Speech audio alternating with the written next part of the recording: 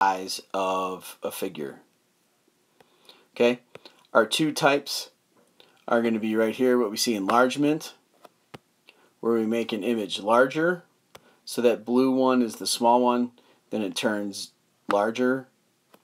Or reduction, where I'm going to make it smaller. So I'm going to take that blue one and make it into a smaller green one there. And I'm going to show you guys one example of each one of how to do it. Okay, first I'm going to graph it. We have Q, we have R, -6, -3, and we have S, 6, -3. And make your triangle. Now, it says K is 1/3. If we see a fraction, we know that's a reduction. How do I know? Because you are going to do the 1/3 we want to think about as 1 divided by 3. So we're going to divide everything by 3 to get our new points. So 6 divided by 3 is 2.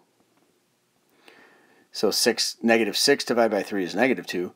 -3 divided by 3, so I'm just going through each of these points here and dividing them by 3, is -1. And then here we're going to have 2, -1. So what we're going to see here, Q prime, R prime, and S prime. There you have my new image. And it is smaller. So that is a reduction. Next one here, we're going to do an enlargement. First, let me graph it.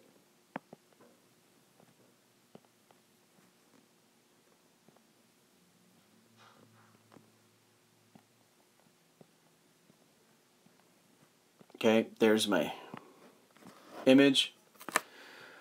There's my pre-image, I should say. This is my pre-image. My next one's going to be my image.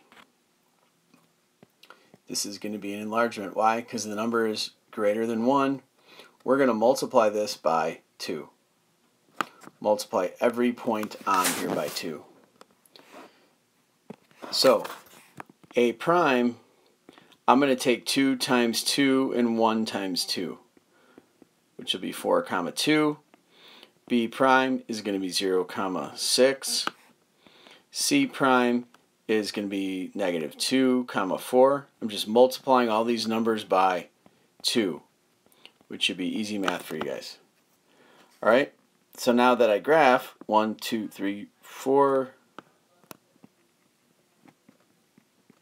there's A prime, there's B prime, there's C prime, and right in there is D prime. And you're going to see that this red image